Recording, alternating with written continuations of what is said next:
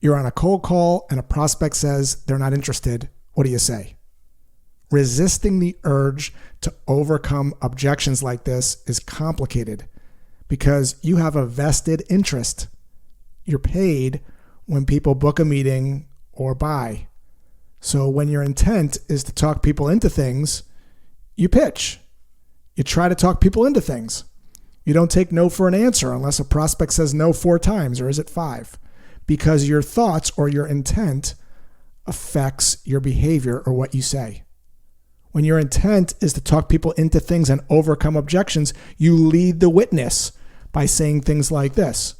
What, you're not interested in saving time and money?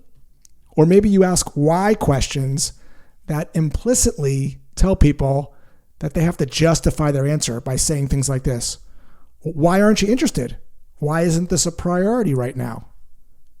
Your desire to help everyone can cause you to say and do things that can come across as pushy. And whenever people feel the push, they pull away. I'll prove it to you. Let's say you walk into a department store and the salesperson asks if they can help you. If you're like most people, you probably say, no thanks, I'm just looking. And then 5 minutes later, you're at the register buying something. So why did you tell the salesperson you were just looking? Why'd you lie? It's because you were in what I call the zone of resistance. The zone of resistance is a reflex reaction to protect yourself against self-serving salespeople. So your first job as a salesperson isn't to talk people into things or to persuade. It's actually to lower your prospect's zone of resistance. They're afraid of you.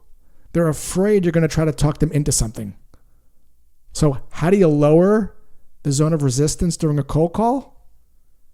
By being curious about your prospect's truth without having an agenda. By shifting from not taking no for an answer to understanding your prospect's situation so you can understand them rather than trying to bulldoze over them. By way of example, here's what that might sound like on a cold call if a prospect says, I'm not interested.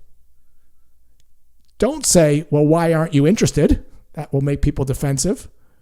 Instead, try this. In a very calm voice, prospect says, I'm not interested, and you say, I get it.